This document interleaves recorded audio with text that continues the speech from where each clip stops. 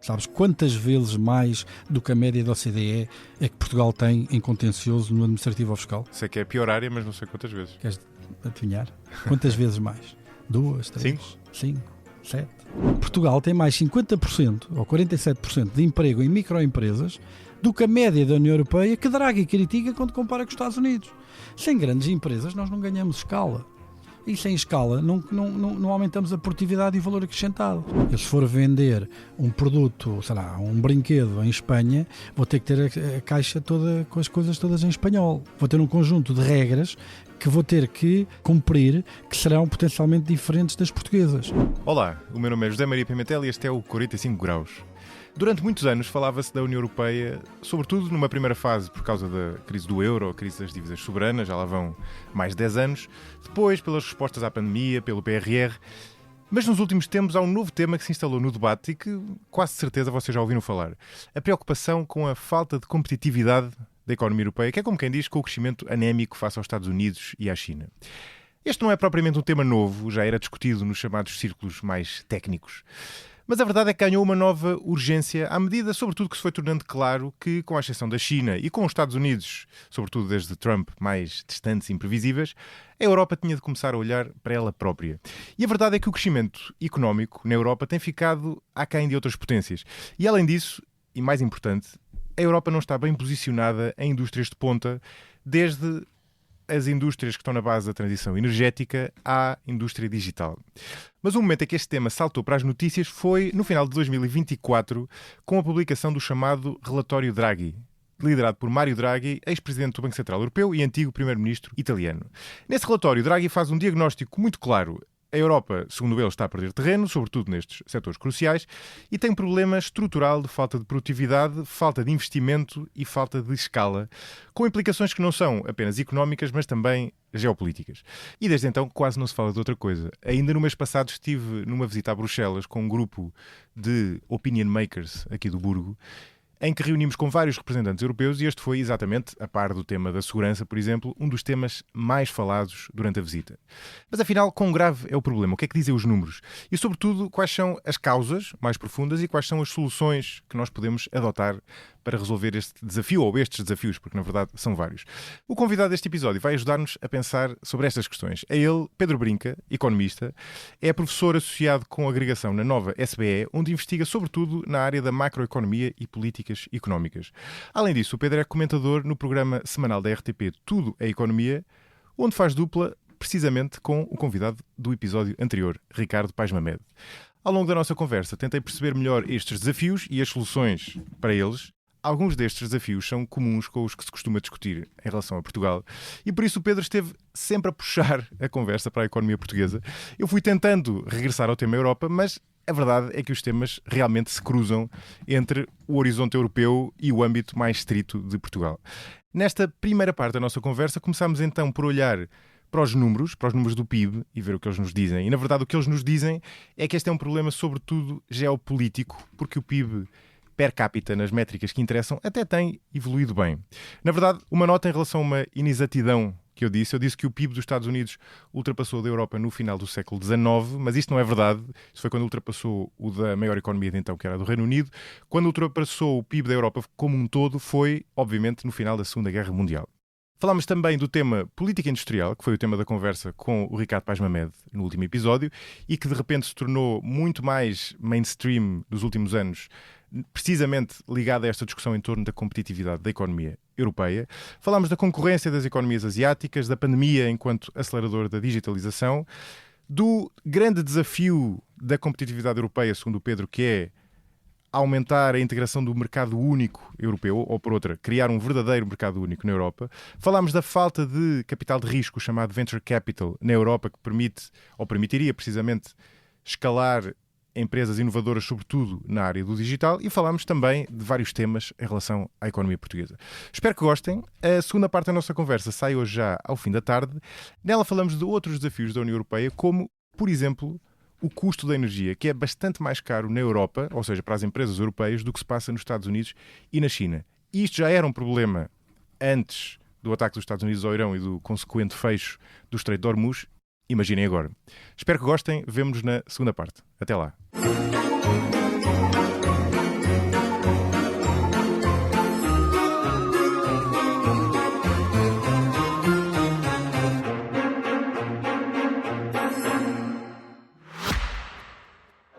teu hotel é incrível. É Nespresso. Já conheces os planos Soluções-Chave na mão? Não, o que inclui? Escolhes a máquina e o café. O resto tratam eles. Entregas, reciclagem, assistência técnica. Perfeito para o meu escritório. Café sem complicações. Nespresso Professional. Soluções-Chave na mão. O plano de café ideal para o seu negócio. Saiba mais em nespresso.com/pro. Pedro Brinca, bem-vindo ao 45 Graus. Obrigado. Olha, eu antes de entrar nas explicações para porque é que a Europa tem perdido competitividade face aos Estados Unidos e nas soluções, eu acho que era interessante começar por estabelecer os factos, antes de os tentar explicar. E mesmo antes de ir para outras métricas de bem-estar, para além do PIB, mesmo dentro do PIB há várias maneiras de o calcular, não é? Qual é que tu achas que é mais relevante para nós olharmos para a evolução da economia europeia, sobretudo comparativamente com os Estados Unidos, e como é que a Europa tem evoluído nas últimas décadas? Bem, em primeiro lugar, os diferentes olhares refletem diferentes objetivos de perguntas, não é? Ou seja, se tu estiveres interessado numa perspectiva mais geopolítica, de influência, que agora está muito na moda, tu preocupa-te não tanto, por exemplo, a criação de riqueza por pessoa, mas a criação de riqueza no total. A Índia tem muito mais peso político na arena mundial do que o Luxemburgo. Ninguém tem dúvidas. Agora o Luxemburgo tem um PIB per capita muito superior ao da Índia, não é? Se tu estiveres focado onde é que se vive melhor, é óbvio então que aí a métrica mais adequada seria, e agora ainda todas as dimensões, estivermos a comparar no espaço o PIB per capita em paridade de poder de compra, ou seja, a quantidade de riqueza por pessoa, ajustando para as diferenças de preços entre as diferentes regiões, ou seja, tendo em linha de conta que a mesma riqueza, que é medida tipicamente em euros, se for na Europa, pode comprar mais ou menos bens consoante os níveis de preços, por isso é que tem que haver esse ajuste, ou se for ao longo do tempo, não é? Uma tendência, por exemplo, na Europa, as pessoas estão a viver melhor ou estão a viver pior. Aí temos também a ajustar para os preços, mas aí já é ao longo do tempo, para a inflação. Não é? Pronto. Mas se for numa perspectiva de bem-estar, naturalmente que o PIB per capita em paridade de poder de compra seria a medida mais importante. Estamos a pensar numa questão de influência geopolítica e a quantidade de euros não dividir per capita será mais importante. A China é o player que é e tem um PIB per capita muitíssimo inferior, aliás, inferior ao de Portugal. Não é? Exato. Pronto. A grande influência que a China tem no mundo advém realmente de ser uma enorme fábrica do mundo e ter um PIB enormíssimo, não é? Mas também são 1.4, 1.3 bilhões de pessoas, não é? Isto é relevante porque, enfim, corro aqui o risco de tornar o episódio demasiado árido logo à cabeça.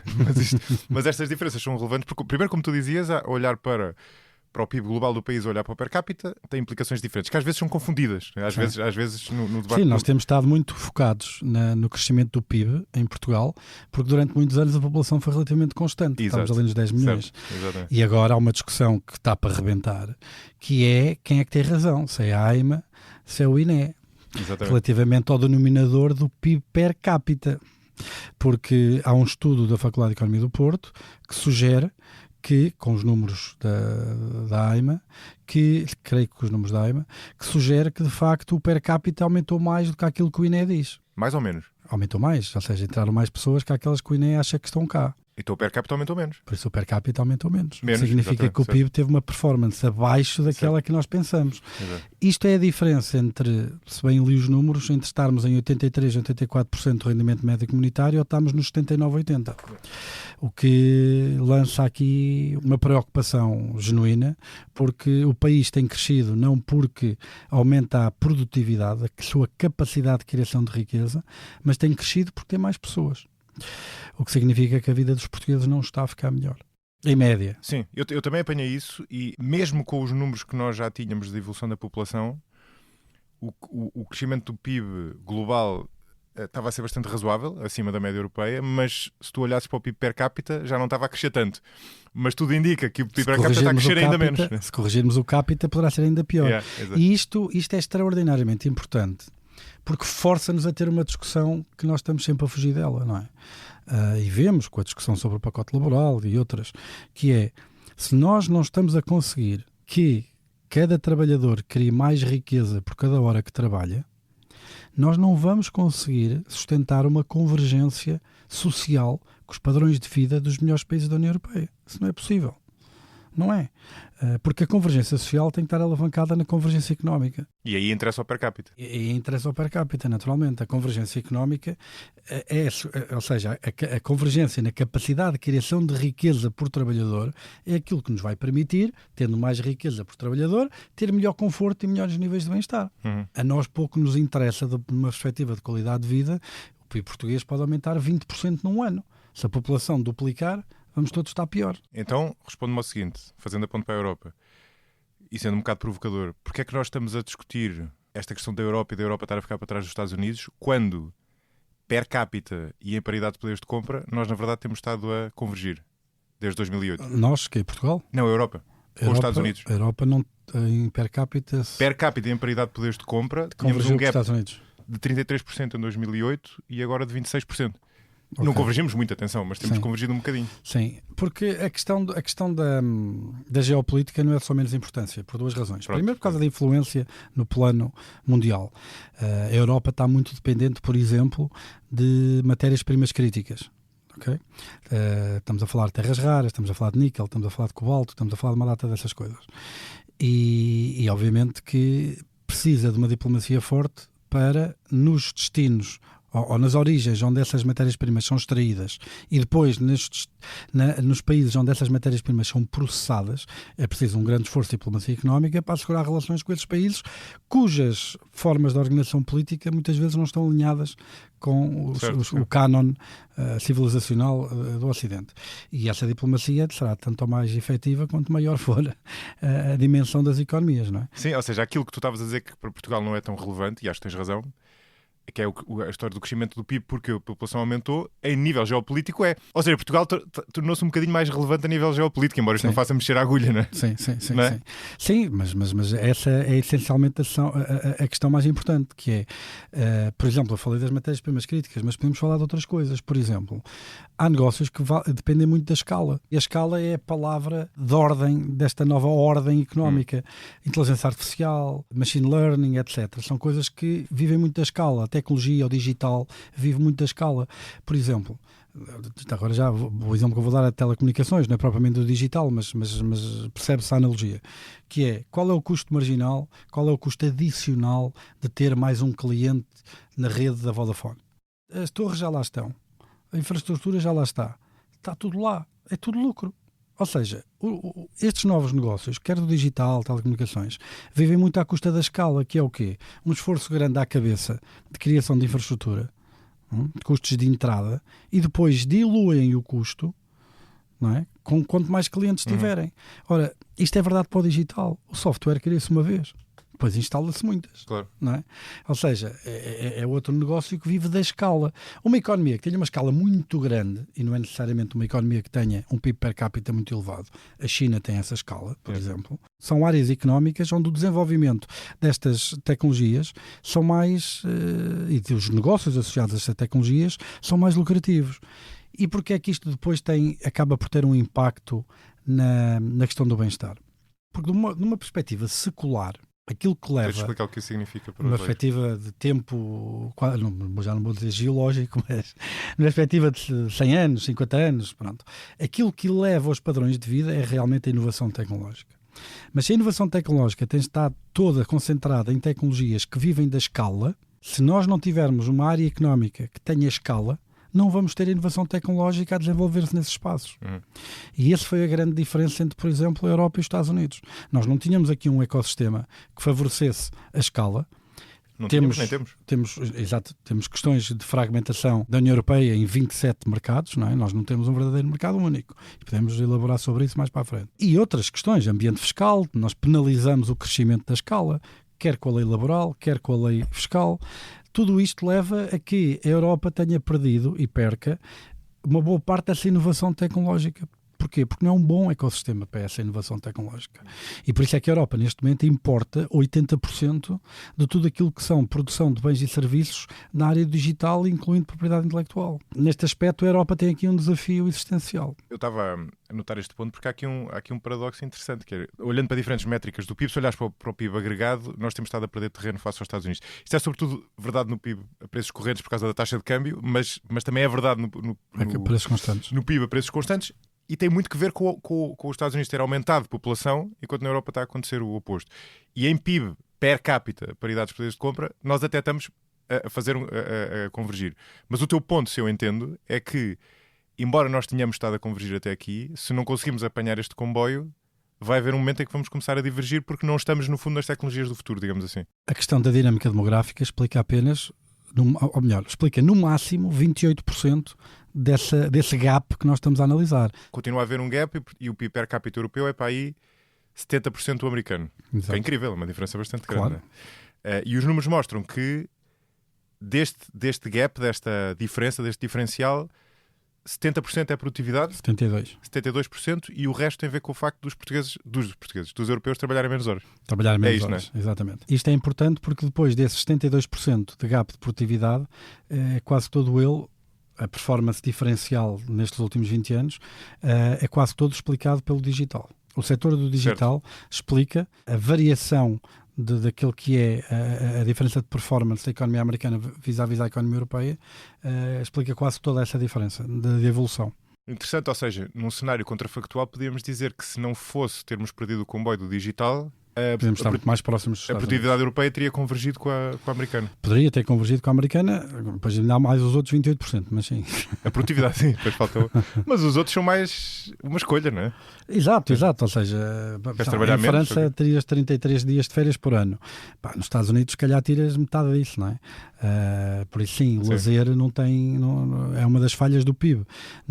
O Sarkozy e o Stiglitz estavam a criticar muito, para falar de um político e de um economista, que costumavam criticar muito a questão do PIB, não é? Porque chamavam-lhe o fetiche do PIB. Porque, de facto, o PIB tem falhas. O PIB é uma média. O PIB não captura coisas como a desigualdade, não é? O Qatar é um dos países com maior PIB per capita e paridade de poder de compra do mundo. Se calhar as pessoas preferem 1000 vezes viver na Europa do que no Qatar, a não ser que sejam o IMIR ou coisa assim, não é?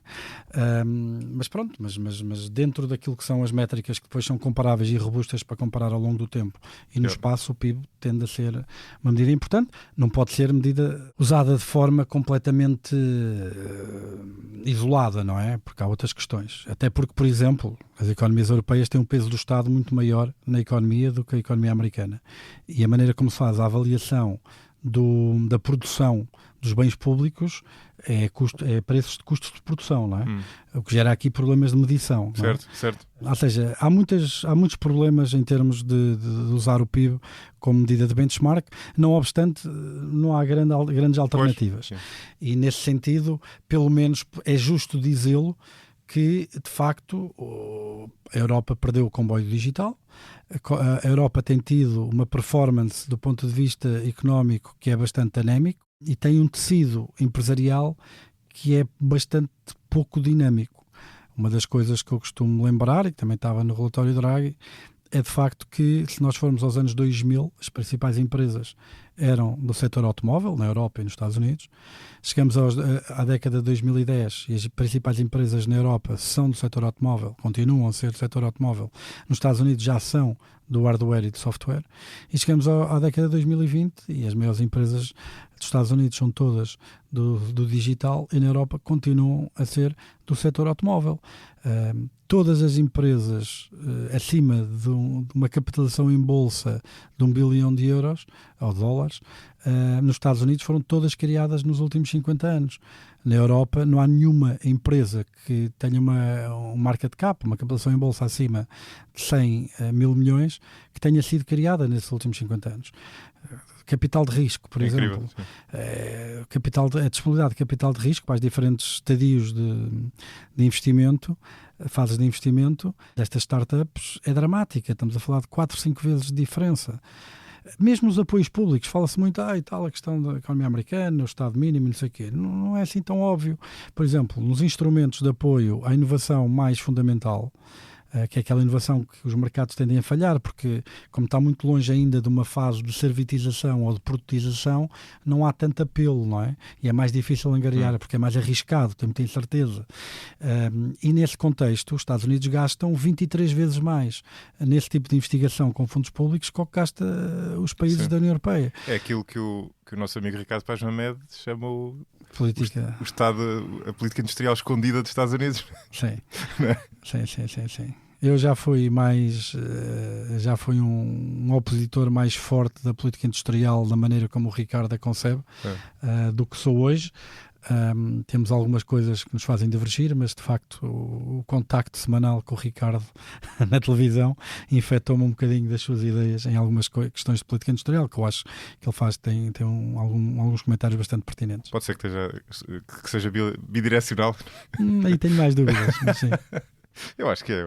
Desculpa, eu interrompi-te com esta história A Europa, de facto, tem aqui um grande desafio em conseguir criar um ecossistema que seja amigável para a inovação, que seja amigável para os novos negócios que vivem da escala. E neste momento a Europa não é. Não o é do ponto de vista laboral, não o é do ponto de vista fiscal, não o é do ponto de vista regulatório, que não apenas a parte laboral e a parte fiscal. E é esse o grande desafio da Europa. Este é um tema de que se tem falado muito nos últimos tempos, sobretudo desde o relatório Draghi, e por isso é que há muito tempo que eu queria trazê-lo ao podcast. Eu acho que alguém que esteja a ouvir pode, de certa forma, ficar um pouco espantado, quer dizer, porque é que este tema surge agora, não é? Eu acho que há aqui fenómenos que não são de agora. Aliás, como este gap, este diferencial face aos Estados Unidos é uma coisa que existe desde o final do século XIX, na verdade, não é? Só que em diferentes períodos da história as razões foram diferentes. Isso, por exemplo, certo, entre a década de 70 e o ano 2000, aí foi o período da explosão da globalização. É? E houve um aumento dramático do desemprego na Europa.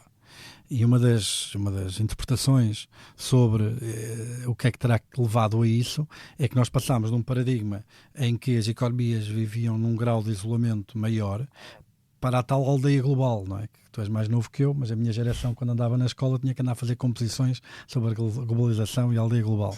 Éramos torturados até à morte com estes temas. Mas é um bocado isso, porque a Europa passou a estar integrada num mundo muito global, explosão brutal do comércio internacional a partir da década de 80, e as empresas europeias passaram a competir com as empresas do mundo inteiro.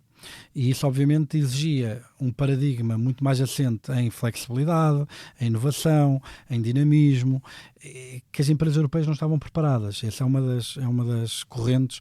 Uma das correntes realmente põe um foco muito grande nisso para explicar porque é que houve um aumento grande da taxa de desemprego e, consequentemente, diminuição das horas trabalhadas nas economias europeias. Isso foi quando? Foi em que altura? Entre a década de 70 e os anos 2000. O que é que acontece? O gap de 30% entre os anos 70 e os anos 2000 manteve-se. A natureza é que mudou. Por exemplo, principalmente a Europa Central, estamos a falar ali de Benelux, França, Alemanha, aumentaram muito a produtividade. O gap de produtividade face aos Estados Unidos nesse período encolheu bastante. A França, no ano 2000, tinha a produtividade por trabalhador superior aos americanos. Paul Krugman falava muito disso. Mas depois fez o caminho inverso nas horas trabalhadas por trabalhador. Ora, como o PIB total é igual ao PIB por horas trabalhadas vezes as horas trabalhadas por trabalhador, os dois fatores importam, não é? Naturalmente que a Europa manteve a distância que tinha aos Estados Unidos até ao ano 2000. A natureza dessa distância é que mudou. Deixou de ser tanto um problema de produtividade, principalmente no centro da Europa, para passar a ser mais um problema de elevadíssimas taxas de desemprego. Foi um problema que depois foi lidado, não é? Com reformas que foram dolorosas.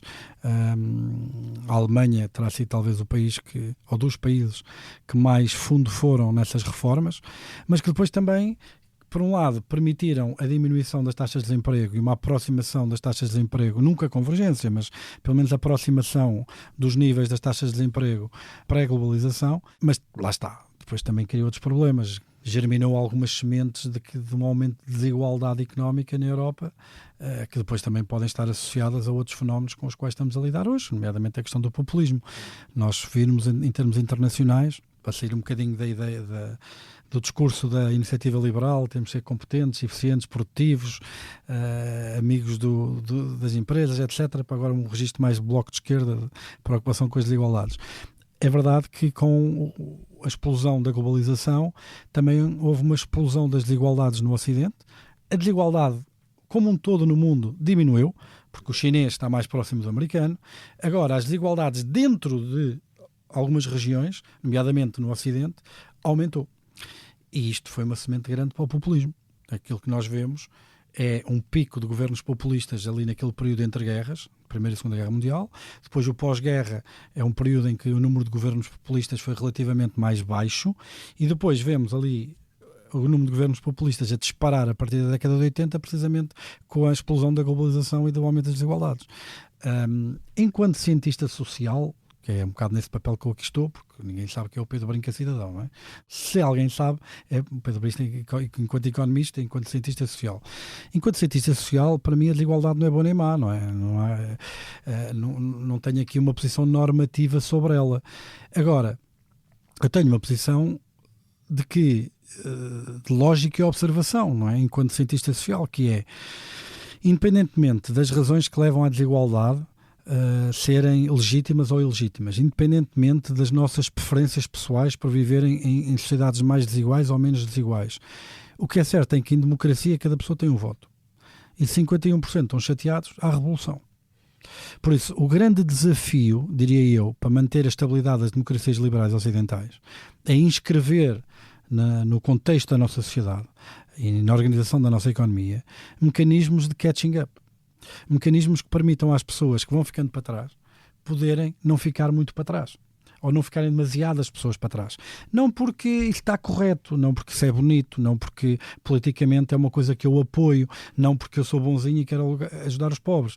Tudo isso é válido, tudo isso é importante num discurso político, num discurso normativo sobre valores. Eu não estou aqui a dizer isso. Eu estou aqui a dizer uma coisa factual. Independentemente da bonomia normativa de termos mais redistribuição ou não, se as desigualdades aumentarem muito, vamos ter instabilidade política. E o sistema, depois temos revolução. Por isso, o grande desafio, se quisermos manter a matriz das democracias liberais europeias, é realmente aquele, na minha opinião, aquilo que eu estava a referir. Nós temos de ter um conjunto de mecanismos que, de facto, promovam a meritocracia, que recompensem quem quer assumir risco, que ajudem quem quer criar emprego e quem quer criar riqueza, que recompense a eficiência, a produtividade, a melhor organização, a melhor competitividade, mas que, ao mesmo tempo, não deixe ficar muita gente para trás. Porque se deixar, politicamente o sistema é instável e vamos ter governos populistas e uma coisa interessante de um paper de um artigo científico que foi publicado recentemente acerca disso, de uns professores da Universidade de Bonn que estudaram isto de forma sistemática, é que depois não há populismo bom nem populismo mau. O populismo é todo mau. Não há populismo de direita que é bom ou mau, e populismo de esquerda que é bom ou mau. Eles fizeram esse teste e conseguiram classificar os governos populistas entre esquerda e direita, e uma das conclusões que eles chegaram foi que, de facto, o populismo, seja de esquerda ou de direita, tem um efeito detrimental no PIB que chega a ser 1% ao ano.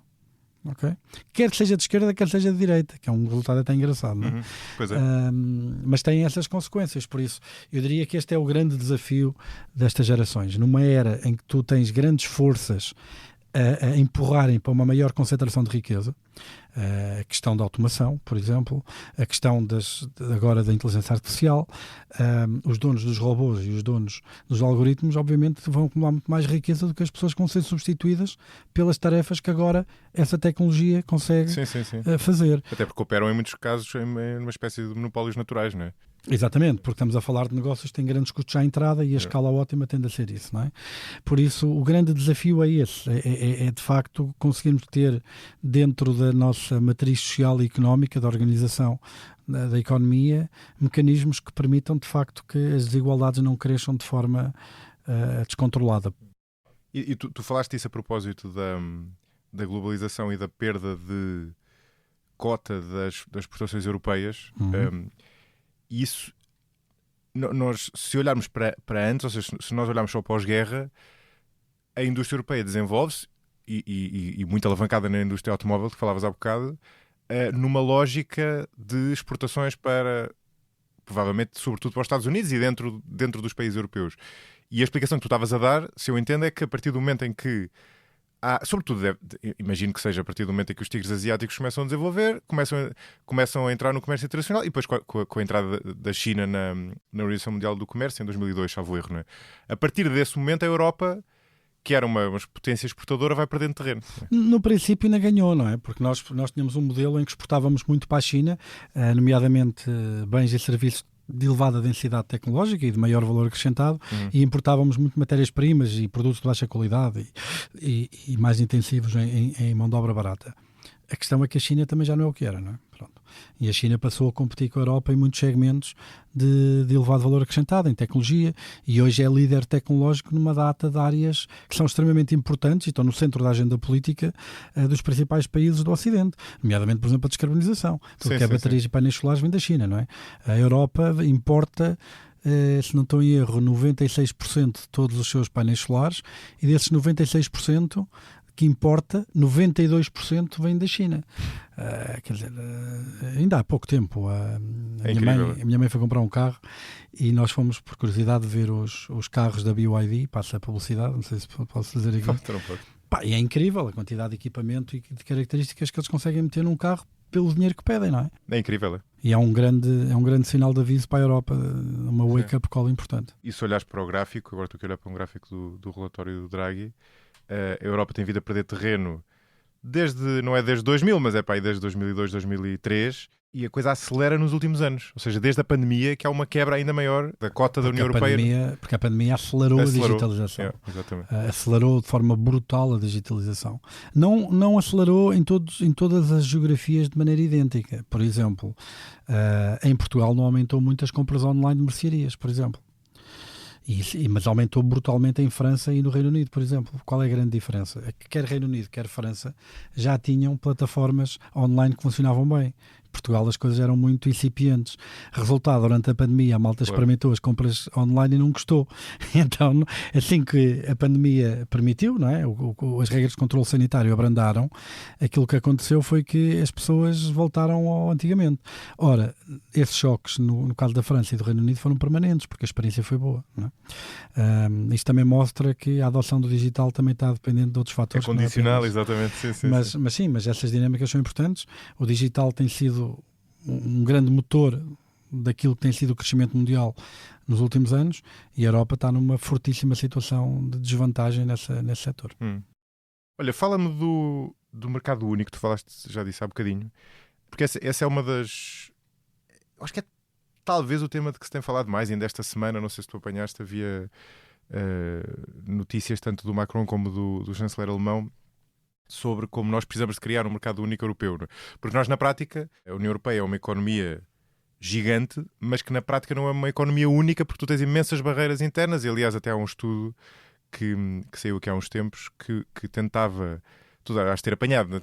O equivalente das tarifas. Exatamente. Sim. O impacto equivalente das tarifas. É um estudo do Fundo Monetário Internacional que saiu em abril de 2025 ou 2024. Exatamente. O que esse estudo mostra, mostra várias coisas. Uma das coisas, e não sei, por acaso esta estatística não sei se está no estudo, mas que é ilustrativa daquilo que estamos a falar, foi como tu descreveste, não é? Nós temos um mercado único europeu de circulação de bens e serviços, mas que não está integrado. Que existe de jure, mas não propriamente de facto.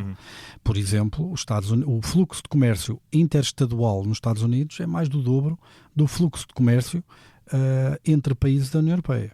Só isso já mostra, não é? Exato.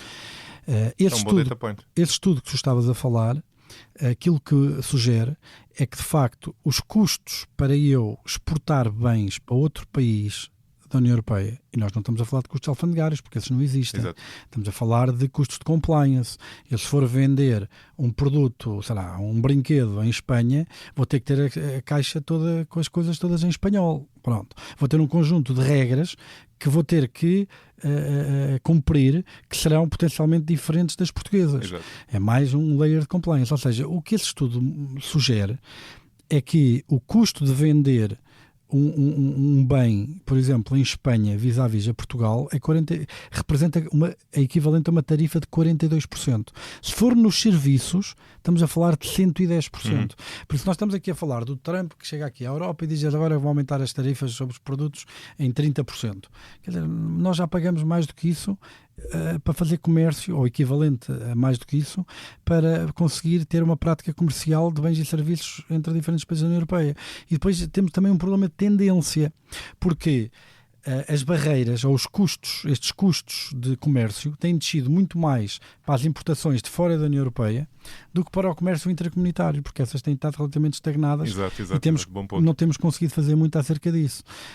Por isso a Europa, de facto, tem aqui um desafio existencial de focos, de orientação de políticas, em que tem que dinamizar o mercado interno, até porque este modelo de crescimento só pelas exportações, quer dizer, é um modelo que, face aos desenvolvimentos da China, face à erosão da ordem institucional mundial, também é um ponto importante. Durante muitos anos houve aquilo que se chamava o efeito Bruxelas, uma doutrina do efeito Bruxelas. Havia uma autora, que era a Bradford, que achava que a Europa se afirmava na liderança do mundo ao regular, e que depois as empresas, como para operarem na Europa tinham que seguir essas regulações, a Europa acabava por exportar regulações e níveis e standards em termos de ambientais, de legislação laboral e até fiscal para o resto do mundo. Pois, quer dizer... E é parcialmente verdade. Não é uma grande fonte de competitividade direta. Não, o problema é que foi só... A parte do parcialmente é muito pequena, porque não foi isso que aconteceu. Okay? Hoje as economias emergentes já são mais de 50% do PIB mundial. A maior parte do investimento está nas economias emergentes em volume, não estou a falar em taxa de crescimento, já estou a falar em níveis. Há muito mais investimento em nível em economias emergentes do que há nas economias ocidentais.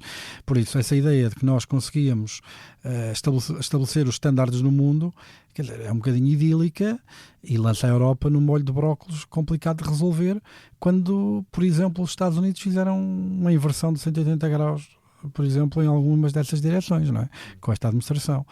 Por isso eu acho que, mais uma vez, a Europa tem aqui um desafio importante de se reinventar e de pensar institucionalmente para onde é que a Europa deve ir, para conseguir vencer os desafios que se apresentam e voltar a ser uma potência relevante, naturalmente no plano militar. Vimos agora a questão da Ucrânia, essa necessidade, mas também no plano económico e no plano social. Não é? O caso do mercado único é interessante porque, lá está, agora tem-se falado muito disso, mas é um problema que sempre existiu, não houve aqui uma reversão. O que tu não fizeste foi... Existiu alguma reversão em que sentido? No sentido que muita da legislação comunitária que é criada é transposta para as legislações nacionais, mas depois há um fenómeno chamado gold plating, que é o quê? Cada país ajusta essa legislação comunitária à sua maneira. O RGPD é um bom exemplo disso. O RGPD varia muito de país para país. O que faz com que é uma os diretiva, custos, não é? Exato. O que faz com que os custos de compliance, não é? Os custos de operar em cada mercado sejam aditivos, não é? Eu, se quiser operar em Espanha e em França, vou ter que traduzir as coisas todas para espanhol, vou ter que traduzir as coisas todas para francês. Para além disso, vou ter que ter licenças do governo, da agência que gere o setor, mais não sei o quê. Quer dizer, só no digital nós temos mais de, se não estou em erro, mais de 100 reguladoras que incidem sobre o digital no espaço europeu. Nós temos mais de... Eu não sei se são... Eu acho que estou a trocar os números. Acho que são mais de 270 agências reguladoras e mais de 100 leis que incidem sobre o digital. Okay? Se nós compararmos com a legislação nos Estados Unidos ou na China, que é muito mais homogénea na geografia interna, quer dizer, vemos que os custos de aumentar a escala da operação são muito menores. Ora, em tecnologias que dependem da escala, isto é a morte do artista, não é? Sim, estás a fazer um ponto interessante, ou seja, o que estás a dizer é, à medida que as economias foram tornando mais complexas, implementou-se mais regulação. Eu não acho que foi que as economias ficaram mais complexas. Eu acho é que a regulação tornou-se mais complexa porque houve maior produção de legislação comunitária que depois... Certo, independentemente da causa foi produzida mais. Teve transcrição, ou seja, foi transcrita para as jurisdições nacionais de forma heterogénea. Certo. O que agrava ainda mais esta segmentação dos mercados internos. Não é? Sim, e há uma certa... Vamos lá ver. Há um debate grande, e também na economia portuguesa, mas há um debate grande sobre se queremos mais ou menos regulação. Isso foi um debate que aconteceu muito na década ali no fim da década de 90, com a euforia da grande moderação, de que de facto nós devíamos desregular.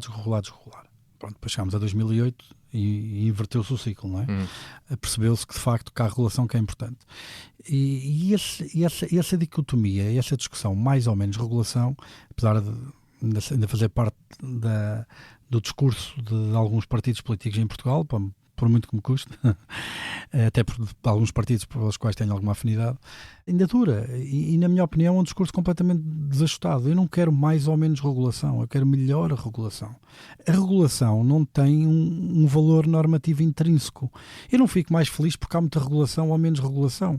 Eu fico mais feliz se conseguir ter um melhor nível de vida, se conseguir ter um carro com melhores condições, se eu conseguir dar melhores condições aos meus filhos para estudar, se conseguir ir passar férias a um sítio mais giro. Isso são as coisas que importam para a minha felicidade. Se eu tenho 10 regulamentos ou 1 milhão, eu estou-me nas tintas. Não é? Agora, eu quero a regulação que me ajude a atingir estes objetivos. E em muitos casos, a regulação não faz isso. Okay?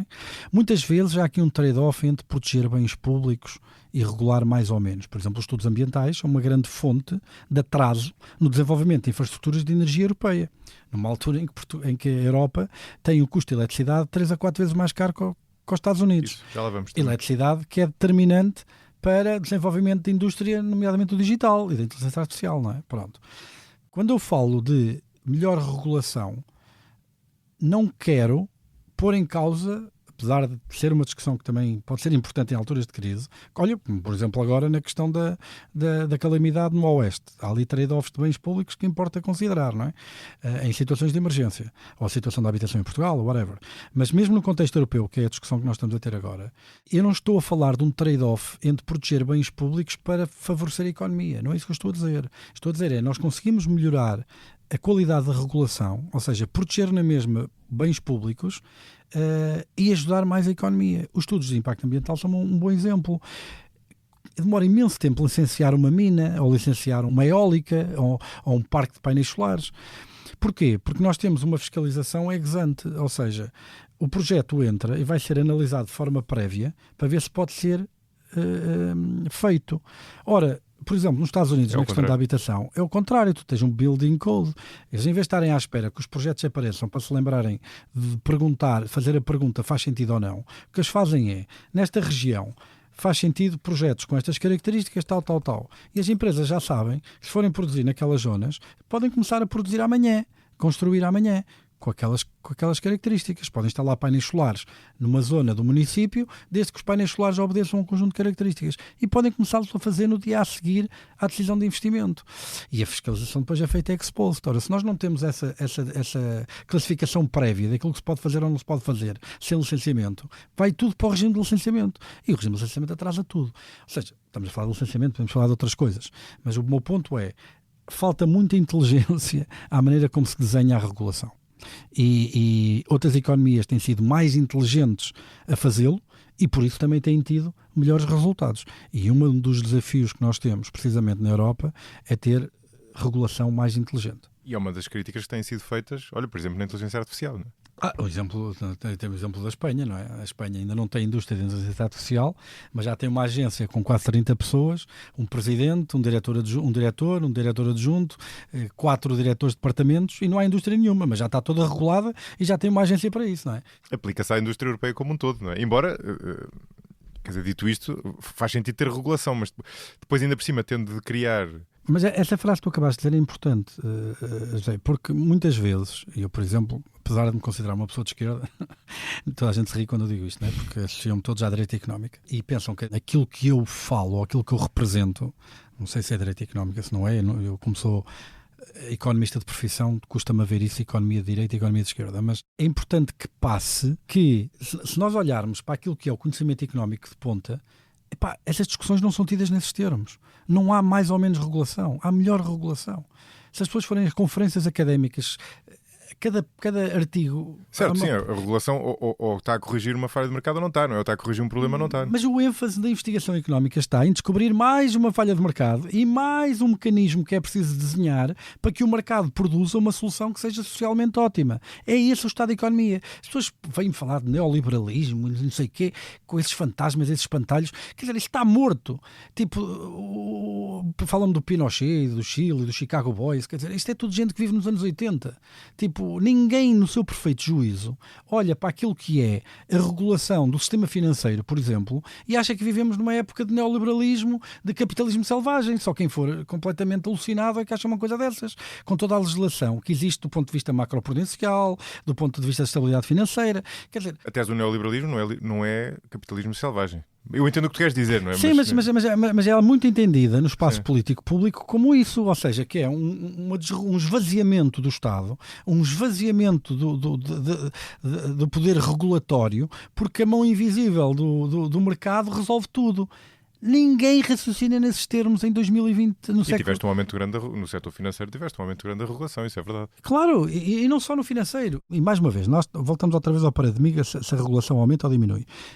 A maior parte da investigação económica que nós podemos pensar sobre estas áreas tem sido, descobrimos mais uma forma de que o mercado falha. Como é que a gente consegue corrigir isto? Que tipo de regulação é que é preciso fazer para que as forças de mercado produzam um resultado que seja socialmente eficiente? Sim. Quer dizer, todos os mercados precisam de regulação para funcionar. Não há um único que não precisa.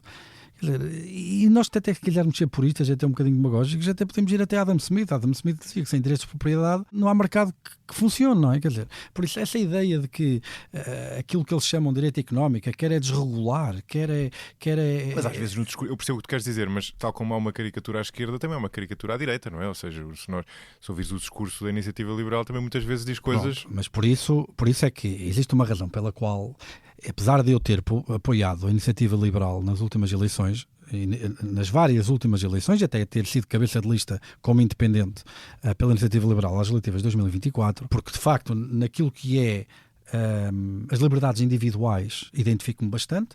A Iniciativa Liberal, do ponto de vista das liberdades individuais, não é muito diferente da esquerda mais esquerda que existe, não é? Pronto. O grande anátema que se põe sobre a Iniciativa Liberal é na questão da sua posição sobre a organização económica. E a minha visão sobre a posição da organização económica é uma posição essencialmente tecnocrata. Nós podemos discutir do ponto de vista político a questão da equidade versus redistribuição. Mas no meu entender, a maneira como eu olho para isto é muito tecnocrata, tem muito a ver com análises até porque é a minha área de investigação em particular, muito a ver com análises de custo-benefício, de perceber em que medida é que nós aumentarmos a redistribuição, vamos diminuir a eficiência e conseguir informar o tesouro político dos trade-offs. Certo, não é? E depois então decidir, o processo político decide. Mas é uma posição muito mais tecnocrata, uma posição muito mais de olhar para os mercados de uma forma científica e perceber qual é o tipo de regulação que gera mais valor. E muitas vezes a Iniciativa Liberal, e aí tem um bocado de culpa no cartório, produz slogans como menos Estado. Quer dizer, eu já tive a oportunidade de dizer a quem de direito que achava que era um erro enorme ter esse slogan, porque eu não quero nem mais Estado nem menos Estado, eu quero melhor Estado. E em algumas circunstâncias, melhor Estado significa mais Estado. Nós tivemos Fernando Alexandre a queixar-se em direto, a dizer que não consegue saber de um aluno qual é o percurso formativo. Claramente é preciso mais Estado aí, no sentido de conseguir melhorar a coleção de dados para construir políticas baseadas na evidência. Há outras situações em que é preciso menos Estado. Agora, eu percebo que num país como Portugal, em que nós temos, em muitas áreas, uma euforia regulatória e uma penalização de quem cria riqueza e emprego tão grandes, em particular quando nos comparamos com outros países que, como nós, estão a fazer o seu caminho de aproximação àquilo que são os estándares de vida dos países europeus mais avançados, que melhor Estado seja em muitas circunstâncias menos Estado. Eu percebo de onde é que isso vem, mas para mim isso não é um princípio, isso não é um valor. Eu percebo alguma orientação que diga que mais Estado significa menos liberdade, porque há mais produção de bens e serviços a cargo de uma entidade que tem um poder grande sobre tudo, não é? Eu percebo essa orientação. Não acho que se aplique muito, não acho que seja muito moderna. Acho que hoje a preocupação deve ser sobretudo sobre a qualidade e o melhor Estado e não sobre se o Estado é maior ou mais pequeno. Sim, e em muitos casos os Estados, chamemos-lhe assim, também protegem os privados. Por exemplo, um número interessante, e a outra explicação que é dada para este gap europeu, tem a ver com aquilo que, agora também vou usar um anglicismo que se chama o churn rate, né? Que é o número de... a velocidade com que são criadas e destruídas empresas, que é muito maior do que nos Estados Unidos do que na Europa. Ou seja, na Europa as empresas falham menos, de certa forma estão mais protegidas. É uma questão de cultura também. Sim. E também tem muito cultural, exato. Sim. Pois essa é uma boa pergunta. Tu achas que é mais cultural ou mais institucional, chamemos-lhe assim? Eu acho que é ambos. A falta de dinamismo na Europa das empresas reflete muito o ambiente institucional. Eu tipicamente nisto gosto de ser marxista, que é uma frase que não me ouvem muito dizer, não é? Que é, eu gosto de explicar os valores com a economia e não a economia com os valores, não é? Pronto. Boa frase. E de facto eu acho que este valor da aversão ao risco vem do ambiente económico que não tem mecanismos que permitam às pessoas, seguirem em frente quando falham. Por exemplo, a legislação da insolvência do consumidor. Nos Estados Unidos já existe desde o século XIX. Desde o século XIX que nos Estados Unidos existe um regime de insolvência do consumidor. Não estou a falar da empresa, estou a falar do consumidor. Uma pessoa que faz demasiados empréstimos e depois não consegue pagar. E agora? O que é que vai fazer à vida? Vai passar o resto da vida na mesma? Os Estados Unidos têm a legislação para permitir à pessoa, de facto, liquidar os bens, pagar aos credores na medida que aquilo que existe, passar por um período de nojo em que não pode pedir crédito, mas passado uns anos é como se começasse uma vida nova. Quer dizer, lá está. A existência deste regulamento faz com que, de facto, ou desta legislação, ou deste contexto jurídico, faz com que, de facto, as pessoas tenham uma predisposição para que isso possa ser uma realidade. Na Europa as coisas são diferentes, não é? Por isso, eu seguindo um bocadinho esta linha marxista de explicar os valores com a economia, eu acho que, de facto, é um bocado isso. Os incentivos estão um bocadinho virados ao contrário, não é? E isso ajuda a que esses valores se instalem na Europa. E falta-nos também, tu falaste nisso há bocado, falta-nos financiamento. Eu estou a citar, isto acho que é do relatório Draghi, mas ou então te apanha dos slides das tuas aulas, já não tenho a certeza. O financiamento das startups na União Europeia por chamado Venture Capital, que investe na fase inicial. Estados Unidos. O que eu tenho aqui é 5% na Europa comparado com 52% nos Estados Unidos. Sim. Bem, primeiro, há uma coisa que é importante dizer, não é? Quando tu investes, não é? Estás à espera, porque é que investes? Não é porque és bom samaritano, porque és um retorno. Claro. Não é? Pronto. Nós penalizamos o capital de uma forma que de facto deixa a Europa mais frágil. E na Europa poucos países há que façam isso de forma tão forte como Portugal. Não é? Pronto. Explica isso melhor para quem não está a ouvir. Então, o IRC, Imposto sobre as Empresas. Em Portugal tem um outlier pela negativa, no contexto europeu. Contexto europeu, que é um outlier pela negativa quando comparado com outras geografias, não é? No contexto OCDE. Então, mas espera aí, mas se comparares Portugal, se comparares a Europa com os Estados Unidos, é no IRC que nós estamos pior? Por acaso, na taxa específica de IRC, não sei, mas lembra-te que não é só o IRC, não é? Se olhares para as taxas efetivas, etc., há deduções, há todo um conjunto de coisas que faz com que as taxas efetivas sejam diferentes. Certo. Nesse ângulo em específico, comparar a Europa com os Estados Unidos, a minha percepção é que, de facto, que a fiscalidade na Europa é mais penalizadora das empresas do que nos Estados Unidos. Mas o benchmark que eu tinha na cabeça não era os Estados Unidos, era o OCDE. Certo.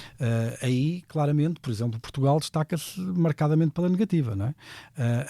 E, obviamente, se nós penalizamos o capital ao exigir, ao cobrar mais impostos sobre a remuneração desse fator, estamos a fazer duas coisas. Primeiro, estamos a penalizar a escala, naturalmente, não é? Até porque alguns países têm progressividade, como é o nosso caso. Como é o nosso caso, que somos muito originais nisto, têm progressividade sobre esses impostos. Nós cobramos mais impostos na margem às empresas grandes, muito capitalizadas, do que às empresas pequenas que são pouco capitalizadas.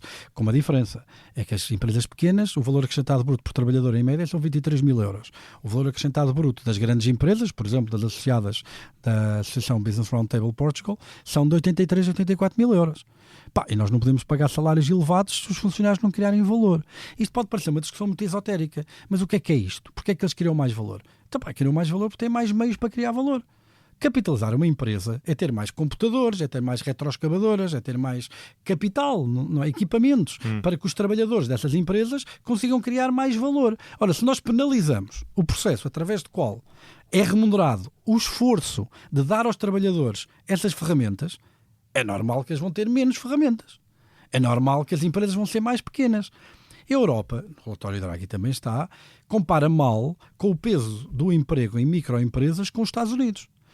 Mas Portugal ainda compara pior. Exato. Portugal tem mais 50% ou 47% de emprego em microempresas do que a média da União Europeia, que Draghi critica quando compara com os Estados Unidos. Sem grandes empresas nós não ganhamos escala. E sem escala não aumentamos a produtividade e o valor acrescentado. E sem aumentar a produtividade e o valor acrescentado não vamos ter capacidade de aumentar salários. Porque não há criação de valor para sustentar o salário. Por isso, tudo isto tem que ser reavaliado. E isto leva-me ao meu próximo ponto, que torna esta discussão um bocadinho irónica, que é, eu estou a dizer alguma coisa genial, alguma coisa fora da caixa. 99% dos economistas concordam com isto. Mas uma boa parte dos políticos do espectro alargado político português em off concordam com isto. O problema destas questões, não é um problema económico, não é um problema de quais são as políticas que nós temos que inventar para conseguir fazer isto. Não é. Há uns tempos atrás, Luís Montenegro convidou-me a mim e outros economistas para tomar pequeno almoço com ele para falar sobre a economia do país, os desafios de Portugal, etc. E, obviamente, foi muito bom. Estive lá com os melhores economistas portugueses, colegas meus, foi fantástico. Mas houve uma dimensão em que aquilo foi bastante deprimente. É porque fomos 10 economistas a dizer o mesmo. Eu acho que as pessoas não têm noção, até porque muito do debate em televisão se faz às vezes às vezes gosto de picar o Ricardo no nosso programa, gosto de picá-lo um bocadinho nessa dimensão. Muitas vezes o debate é feito entre duas pessoas. E pela imagem, não é? E pelo formato, parece que aquelas duas visões são representativas de igual forma no pensamento económico mundial, não é? Da academia. E hoje 99% dos economistas concordam em quase tudo. Nunca a ortodoxia foi tão ortodoxa. Esse é um bom ponto. E nunca a heterodoxia foi tão heterodoxa. Os heterodoxos nunca foram tão irrelevantes para decisões políticas e para a fronteira. Quer dizer, agora com o populismo, mais ou menos. Exato, mas pelo menos para a discussão tecnocrata, nunca foram tão irrelevantes. Quer dizer, hoje em dia, se tu vivesse nos anos 80, ainda tínhamos os keynesianos, e depois tínhamos os neoclássicos, e depois tínhamos... Isto ardeu tudo. Hoje em dia, os macroeconomistas pensam quase todos igual. Até pode ser um sinal de falta de... Eu não acho que seja, e podia estender a discussão por aí, mas acho que matava os teus ouvintes de seca, porque para quem não é economista, se calhar não tem assim tanto interesse. Para quem não tem interesse, também já os perdemos. Já os perdemos. Já lá foram. Mas quer dizer, nunca houve um consenso tão grande sobre as grandes questões do ponto de vista da economia, do pensamento económico. Eu dou-te um exemplo, a pandemia. Qual foi uma das grandes questões que toda a gente falava? A questão da política do Banco Central Europeu. Vamos subir taxa de juros ou não vamos subir taxa de juros? E o debate era todo... Krugman versus Summers, Blanchard versus whatever. O discurso era todo sobre se isto era mais choque de procura ou de oferta. Isto tem mais a ver com a crise da Ucrânia e com os constrangimentos da pandemia, não é? Ou tem mais a ver com a impressão monetária e com as ajudas fiscais que foram dadas à pandemia? Qual é o canal dominante? É porque, se for a razão pela qual nós estamos a ter inflação é por causa das restrições de capacidade, por causa da pandemia e por causa do gás natural da Ucrânia, choque energético, subir taxas de juros não te vai trazer mais gás natural. Claro, exato. Subir taxas de juros não te vai trazer mais contentores da China, não é?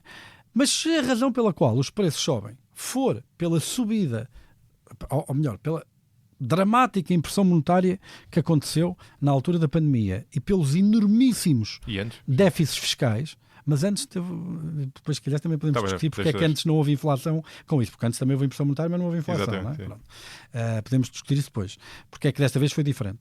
Mas se a razão for porque se ajudou demasiado a economia, em média, cuidado, quer por déficits fiscais, quer por impressão monetária, então aí faz sentido subir as taxas de juros, porque tu precisas de retirar poder de compra a famílias, empresas e Estados para retirar a pressão sobre o preço de bens e serviços. A discussão era quantitativa, não era conceitual, porque toda a gente usava o mesmo quadro conceitual de análise, toda a gente usava as mesmas teorias. A questão é que Krugman achava que o peso da oferta era superior, e este é a maior parte da esquerda económica, e a boa parte da direita económica, e de Blanchard, e Larry Summers e companhia, achavam que os problemas de déficits excessivos e impressão monetária acima daquilo que seria ajuizado é que criaram o problema da inflação. E os estudos mostram que, de facto, no meio estava a haver tudo, porque foi um bocadinho dos dois, não é? Pronto. Mas para dizer o quê? O quadro de análise foi o mesmo. Ou seja, os economistas pensam quase todos da mesma maneira. A diferença era em relação à informação que havia disponível. Podem diferir relativamente àquilo que acreditam que a informação nos vai dizer. Mas do ponto de vista da teoria, do pensamento, do quadro conceitual de análise, é todo o mesmo. Ou seja, como eu estava a dizer há bocado, isto até poderia ser um sinal de falta de vitalidade da disciplina, não é? Pronto. Mas é um facto que é assim. Por isso, o grande... E este é que é o ponto que eu gostava de passar, que eu acho que é importante. Nós não precisamos descobrir novas teorias económicas para resolver o problema dos países. O problema não é esse. O problema é político. Certo. E o que é que vocês disseram ao Montenegro? Todos em uníssono.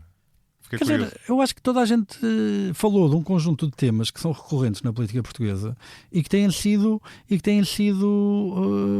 referidos anos após anos, mas que nunca se resolvem. Portugal tem problemas de custos de contexto elevados, eu fiquei muito na questão dos custos de contexto.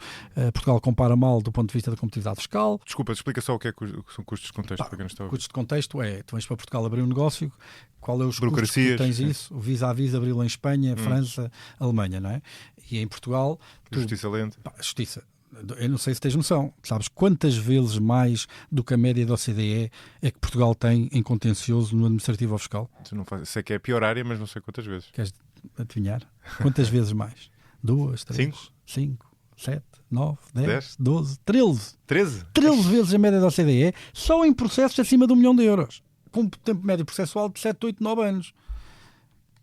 E atenção, porque a média não é uma boa caracterizadora da amostra. Tu tens ali uma data de casos que resolves no instante e depois tens casos que ficam 15, 20 anos para se resolverem.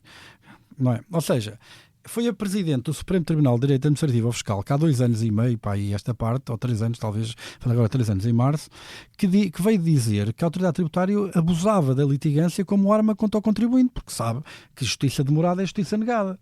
Não é? E depois tens outro problema, tens a inversão do ónus da prova, porque com a AT tu és culpado até prova em contrário. Pronto. As medidas de coerção podem ser usadas antes sequer de tu seres condenado. Ou seja, é um ambiente económico que não é propício à criação de valor. Temos a progressividade do IRC, temos a legislação laboral que é muito mais apertada para as grandes empresas do que para as micro. Então, ou seja, temos um conjunto de coisas que tornam de facto a economia portuguesa pouco competitiva.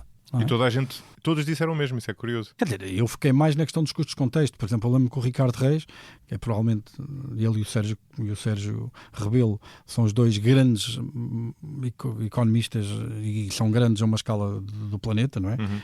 Eu gosto de acreditar que sou um bom economista, mas quer dizer, a malta conhece-me sobretudo em Portugal e tirando-me, obviamente, o meu meio académico da minha área específica de investigação, não tenho a projeção que tem um Ricardo Reis ou um Sérgio Rebelo. Eles sim são nomes históricos da própria disciplina.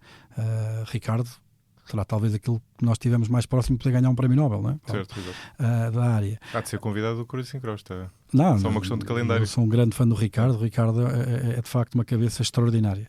E ele focou-se muito na questão europeia, da dinâmica e das oportunidades e ameaças que uma maior integração europeia do centro da Europa podia trazer para países como Portugal. Mas no fundo o pensamento e o quadro conceptual que produz esses pensamentos é partilhado entre todos, não é? Mesmo a minha colega, a Susana Peralta, que eu gosto imenso, que é uma pessoa genial, as preocupações dela também refletiam análises construídas, mais uma vez, com o mesmo quadro conceptual de análise. A economia que eu e a Susana Peralta, que são pessoas que provavelmente no espectro mediático têm percepções de orientação política dramaticamente diferentes, nós não somos tão diferentes assim de todo, não é?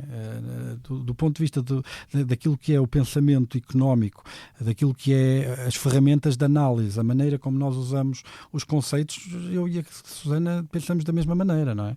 Depois podemos ter algumas inclinações políticas um bocadinho diferentes, mas quer dizer, é muitíssimo mais aquilo que nos une em termos de pensamento sobre a economia portuguesa do que aquilo que nos separa, não é? Sim, esse é um ponto interessante.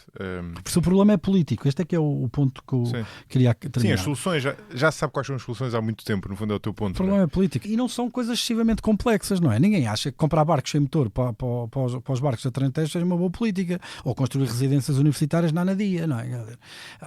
Ou comprar comboios preparados para linhas de alta velocidade que não existem. Pois. Não é? Ou seja, isto... mas parece uma boa política. Por exemplo, o IRC, uma das dificuldades do IRC, já foi tema aqui no episódio anterior, é que a progressividade do IRC é uma coisa bastante absurda, não é? Porque a progressividade faz sentido no imposto individual, no imposto sobre uma empresa, quer dizer, é uma coisa não difícil. Há racional. Não há racional, não há lógica para isso. Há um racional, e o Ricardo por acaso nisso, ele gosta da progressividade do IRC, e ele aí diz que é a posição dele, e o Ricardo, se me ouvir e tiver a descaracterizar a posição dele, vai-me matar na próxima semana, mas de muitas discussões que eu tive com o Ricardo sobre isto, existe uma realidade que Portugal tem dificuldade de ultrapassar, que é ser um país ultraperiférico. Okay? E nesse sentido, esta ideia de ter grandes empresas de bens transacionáveis, competitivos a nível mundial, etc., é uma luta perdida. Pelo que as grandes empresas que existem em Portugal tipicamente estão associadas aos não transacionáveis e têm ali rendas, certo, que ele com o IRC progressivo consegue ir buscar. Pronto, é um bocadinho esta... Sim. Pelo menos é a minha percepção. Eu não quero vincular o Ricardo a esta posição, quero vincular a mim, à percepção que tenho sobre a posição do Ricardo. Não é? É um bocadinho isto. E eu percebo, quer dizer, mas eu não sou assim tão derrotista, não é? Certo, é uma perspectiva um bocado cínica do... Eu acho que é a diferença um bocado entre o cão abanar a cauda ou a cauda abanar o cão. Porque a razão pela qual nós só temos empresas dos não transacionáveis com essa escala em Portugal é porque, de facto, nós não temos um ambiente económico propício a isso. Claro. Não é? Tu tens aquela coisa do é o país dos cabeleireiros, não é? E de esteticistas. Não, isso é aquilo que eu costumo dizer. Isto é bom para perceber um bocadinho a parvoíce da progressividade do IRC. Se eu penalizo o ganho de escala, é óbvio que o que faz mais sentido é abrir pequenos negócios. Não é? Eu, se abrir um cabeleireiro e tiver a abrir um quiosque de jornais e gasto 10 mil euros para montar o quiosque e tiver 2 mil euros de lucro, já tenho 20% de retorno neste investimento. Mas quer dizer, o volume é tão pouco, 2 mil euros, que eu vou pagar o mínimo de IRC. Ora, se eu tiver uma grande empresa e investir 100 milhões numa cimenteira e for buscar 2 milhões de euros, a rentabilidade é 2%. Mas vou pagar, se calhar, o escalão máximo de IRC e uma taxa muito maior. Vai-me comer muito mais rentabilidade. Ou seja, onde é que está o incentivo? Na atomização do investimento em pequenas unidades produtivas. E eu lembro-me que há uns anos atrás, isto é miúdo, com o PCP e com o Bloco de Esquerda, é mato, que é os milhões da banca. Desde 24 até podem se queixar um bocadinho. Mas, por exemplo, em 23, eu lembro-me dos milhões da banca. Se não estou em erro, o milênio do BCP em 2023 teve 200 e tal milhões de euros de lucro. Ora, isso é muito ou é pouco? Epá, uma maneira de um gajo perceber é, se eu comprar o milênio BCP, vou receber 200 e tal milhões de lucro. Qual é a rentabilidade do meu investimento? É 4, 5%. Se calhar não é assim tanto. Não é? Se calhar mais vale meter em certificados de aforro, porque as ações do BCP são muito mais voláteis, não é?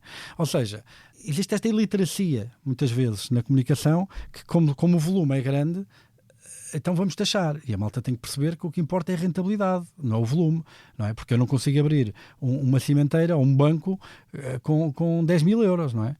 Por isso, convém perceber isso. Agora, quando nós temos partidos que no espectro político português se afirmam orgulhosamente contra a literacia financeira, tivemos um partido que fez campanha nas legislativas de 2024 a dizer que a literacia financeira fazia mal aos portugueses. Não sei se fez campanha, mas eu lembro disso. Eu lembro. Sim. Tiveste cartazes de campanha a dizer que a literacia financeira fazia mal aos portugueses. Tinhas cartazes a dizer isso? Sim, tiveste cartazes do de bloco? campanha. Sim, exatamente. Não me lembro. Lembro-me de uns posts e umas coisas, não lembro de ver. Chegou a ver cartazes?